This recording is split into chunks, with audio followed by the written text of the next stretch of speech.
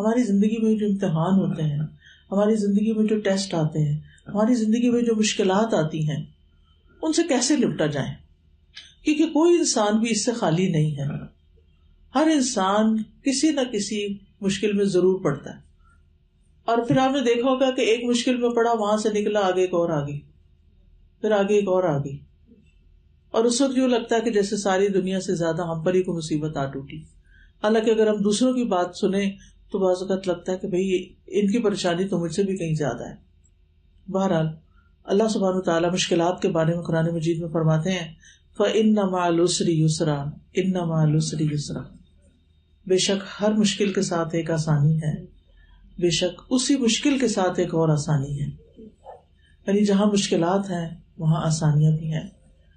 رسول اللہ صلی اللہ علیہ وسلم نے یہ فرمایا کہ مدد صبر کے ساتھ ہے. یعنی جب کوئی مشکل آ جائے تو صبر سیکھو، صبر کرو، کیونکہ صبر کے ساتھ اللہ کی مدد آتی ہے.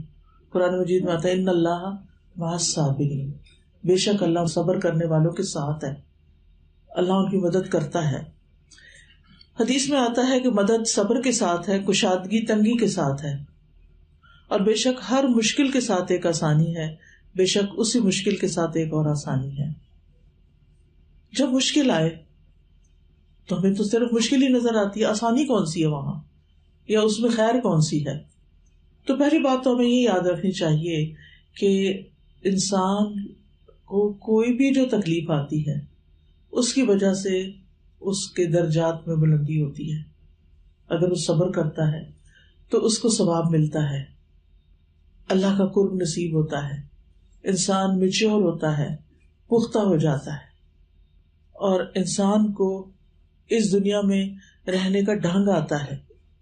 آپ نے دیکھا ہوگا کہ جو بچے، جو لوگ مشکلات سے نکلتے ہیں اور محنت کر کے آگے بڑھتے ہیں ان کی بات ہی کچھ اور ہوتی ہے، اور جن بچوں کو سونے کا نوالا ملتا ہے عام طور پر وہ بڑے ہو کر پھر نکمے ہی ثابت ہوتے ہیں. تو مشکلات جو ہیں دنیا میں بھی انسان کو پختہ کرتی ہیں، اور آخرت میں تو خیر بہت سارے اجر و ثواب ہیں.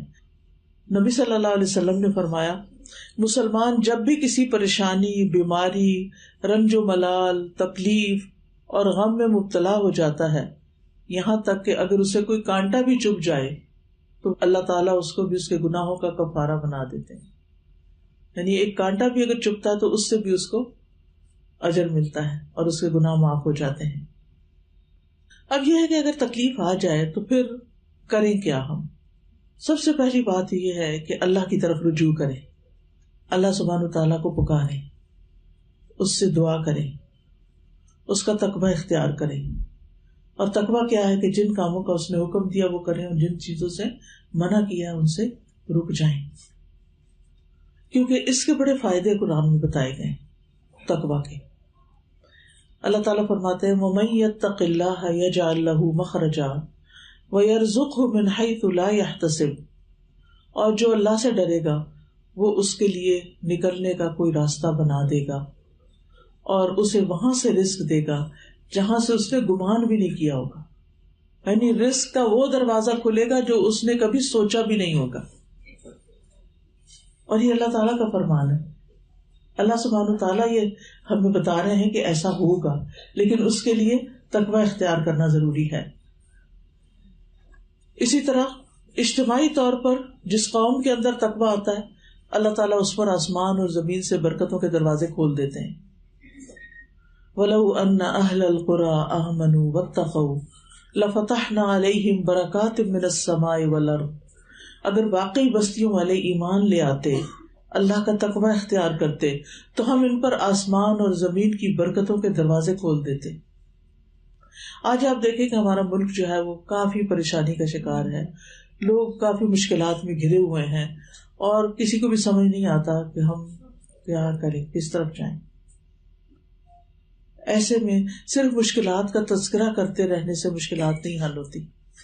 مشکلات میں قومی طور پر، اجتماعی طور پر سب کو مل کر اللہ کی طرف رجوع کرنے کی ضرورت ہے. اللہ تعالیٰ سے اپنے گناہوں کی معافی مانگنے کی ضرورت ہے، اللہ کو راضی کرنے کی ضرورت ہے. جو مظلوم اور محروم طبقات ہیں ان کا خیال رکھنے کی ضرورت ہے.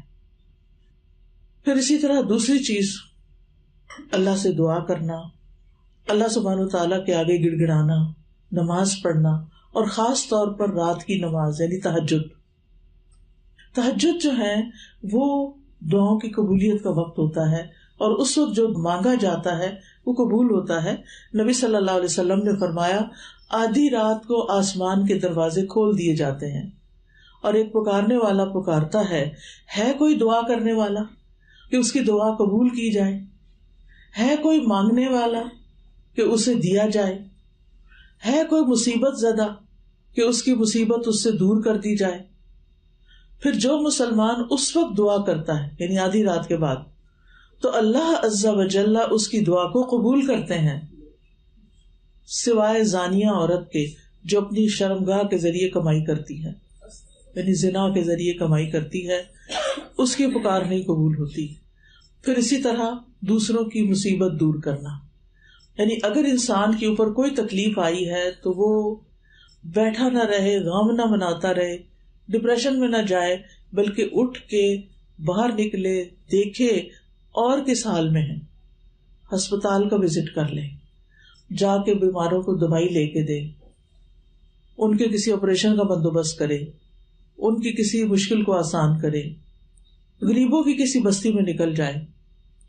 آپ دیکھیں کہ مہاتما بدھ جو تھا وہ کیوں نکل آیا تھا اپنے سارے عیش و عشرت سے، آرام سے. جب وہ دیکھتا تھا دوسروں کو تکلیف میں تو وہ آرام سے نہیں بیٹھ سکا، اس نے ساری نعمتیں چھوڑ دی اپنی، کیونکہ اس کو سکون نہیں تھا. اس میں سکون ملتا ہے جب انسان دوسروں کی خدمت کرتا ہے، دوسروں کی مدد کرتا ہے، چاہے اپنے مال سے کرے، چاہے اپنے وقت سے کرے، چاہے اپنی کسی صلاحیت سے کرے. جو آپ کو آتا ہے آپ اوروں کو سکھا دیں، جو لوگوں کے پاس نہیں ہے ان تک پہنچا دیں. ہو سکتا ہے کسی کو راشن کی ضرورت ہو، کسی کو کپڑے کی ضرورت ہو، کسی کو دوائی کی ضرورت ہو، کوئی پتہ نہیں کہاں تڑپتا محتاج بیٹھا ہو، اور ہم اپنے گھر میں بیٹھے ہیں، صرف غم کر رہے ہیں، دکھ کر رہے ہیں، پریشانی کر رہے ہیں کہ ہماری مشکل آسان نہیں ہو رہی. تو اس لیے بہت ضروری ہے کہ اگر ہم چاہتے ہیں کہ ہماری مصیبت دور ہو، ہماری تکلیف دور ہو، تو پھر ہمیں مصیبت زدہ لوگوں کی تکلیفیں دور کرنی چاہیے. نبی صلی اللہ علیہ وسلم نے فرمایا جو شخص کسی مسلمان کی دنیاوی تکلیفوں میں سے کوئی تکلیف دور کرے گا تو اللہ قیامت کی تکلیفوں میں سے اس کی کوئی تکلیف دور کر دے گا. نہ صرف یہ کہ دنیا میں آسانی ہوگی بلکہ آخرت میں بھی. ایک اور حدیث میں آتا ہے، بخاری کی حدیث ہے، نبی صلی اللہ علیہ وسلم نے فرمایا ایک مسلمان دوسرے مسلمان کا بھائی ہے، اس پہ ظلم نہ کرے اور اس پہ ظلم ہونے بھی نہ دے، خود بھی نہ کرے اور کسی اور کو بھی نہ کرنے دے.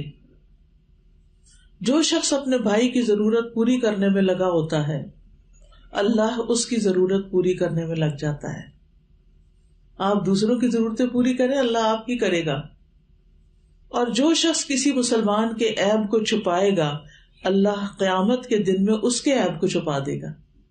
یعنی اگر کسی کی کوئی ایسی خامی پتہ چلی، کوئی خرابی پتہ چلی، تو اس کو شہرت نہیں دینی چاہیے. پھر اسی طرح اگر آپ چاہتے ہیں کہ تنگی تکلیف میں آپ کی دعائیں سنی جائیں تو اس کے لیے ضروری ہے کہ آپ خوشحالی میں، آسودگی میں زیادہ سے زیادہ دعائیں کیا کریں. نبی صلی اللہ علیہ وسلم نے فرمایا جو شخص پسند کرتا ہو کہ اللہ خوشی اور غم کے وقت اس کی دعا قبول کرے تو اسے چاہیے کہ وہ خوشحالی اور آسودگی میں زیادہ دعائیں کیا کرے. کیونکہ جب ہمارے دن اچھے ہوتے ہیں، ہمیں سب کچھ ملا ہوا ہوتا ہے، ہمیں کسی چیز کی پرواہ نہیں ہوتی، تو ہم اس وقت اللہ ہی کو بھول جاتے ہیں. حالانکہ اللہ تعالیٰ کا شکر زیادہ ادا کرنا چاہیے، اللہ کی طرف زیادہ رجحان کرنا چاہیے، لیکن ہم اسی کو بھول جاتے ہیں. تو کیا فرمایا کہ کیا کرے انسان اس وقت؟ اچھے دنوں میں اللہ کو پکارے. ورنہ پتہ کیا ہوتا ہے، جو فرشتے ہوتے ہیں نا، وہ جب آسمان پہ ہماری دعائیں جاتی یعنی پریشانی کے وقت، کہتے کہ یہ آواز پہلے تو کبھی نہیں سنائی تھی، یہ کو پہلی دفعہ ہی آئی ہے. یعنی جو بندہ کبھی نہیں پکارتا، صرف تکلیف میں پکارتا. اس کا یہ مطلب نہیں کہ ہم تکلیف میں نہ پکاریں، تکلیف میں بھی پکاریں. اللہ سنتا ہے، سب کی سنتا ہے، گناہ گار کی بھی سنتا ہے، نیکوکار کی بھی سنتا ہے، جو دوسروں کی مدد کرتا ہے اس کی بھی سنتا ہے، جو نہیں کرتا اس کی بھی سنتا ہے، کیونکہ وہ سب کا اللہ ہے. وہ سب کا رب ہے. تو بہرحال ہمیں دوسروں کی تکلیف میں ان کے کام آنا ہے اور اپنے اچھے حال میں اللہ کی طرف رجوع کرنا ہے. دعاؤں کی قبولیت کا جہاں تک تعلق ہے تو اس میں یہ یاد رکھیے کہ انسان جب اللہ تعالیٰ کی تعریف بیان کرتا ہے، درود شریف پڑھتا ہے، تو اس کے بعد دعا قبول ہوتی ہے. سورۃ فاتحہ جو ہے یہ بھی ان سورتوں میں سے ہے جن کو پڑھنے کے بعد دعا کی جائے تو دعا قبول ہوتی ہے. اور وہ کیا ہے؟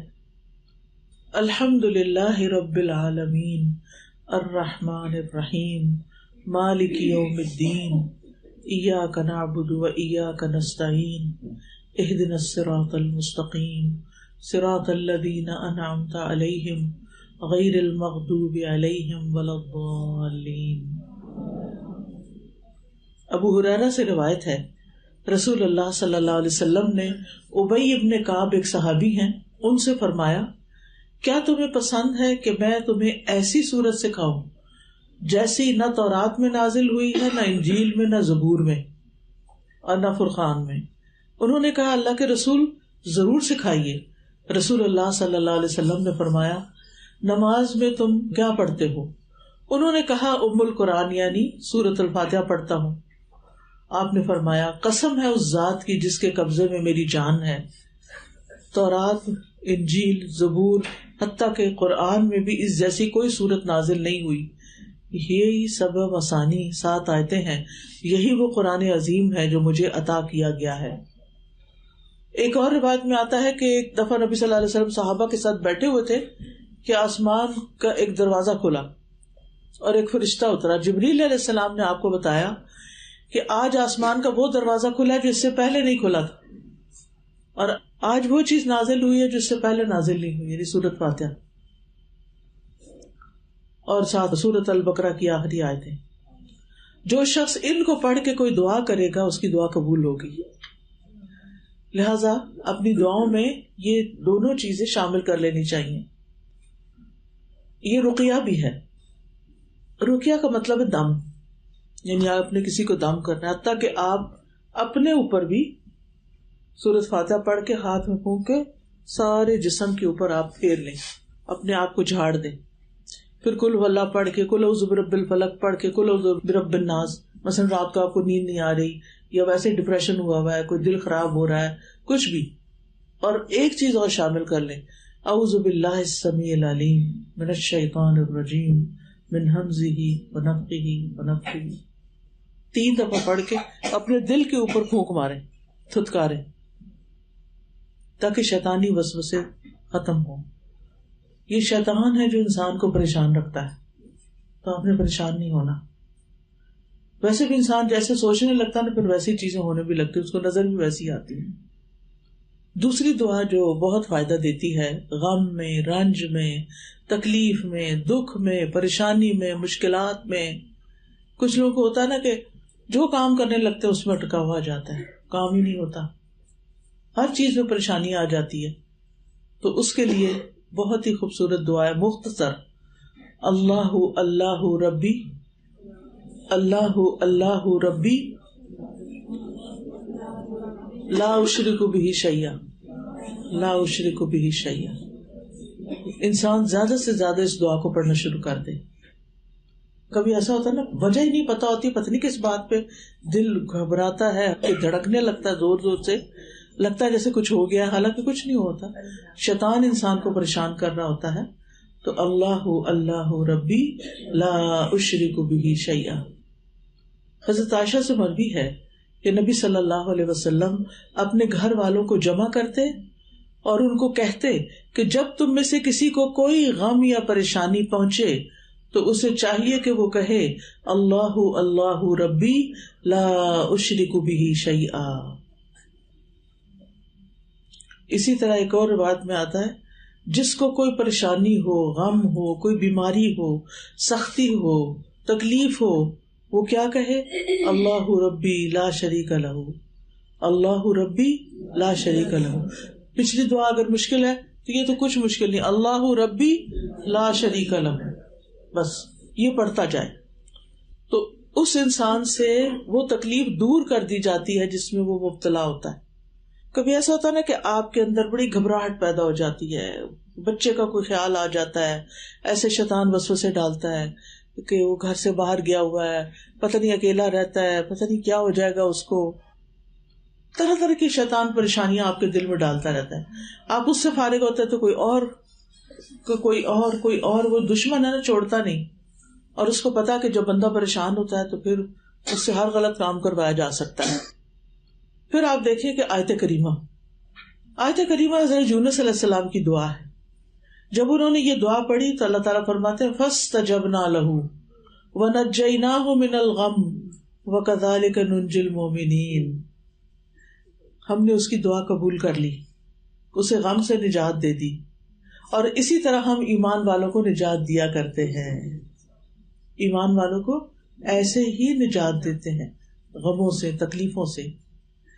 تو اب آپ دیکھیے کہ لا الہ الا انت سبحانک، کوئی ضروری نہیں کہ 1,40,000 پڑھے. کچھ لوگ گھبرا کے پھر پڑھتے ہی نہیں.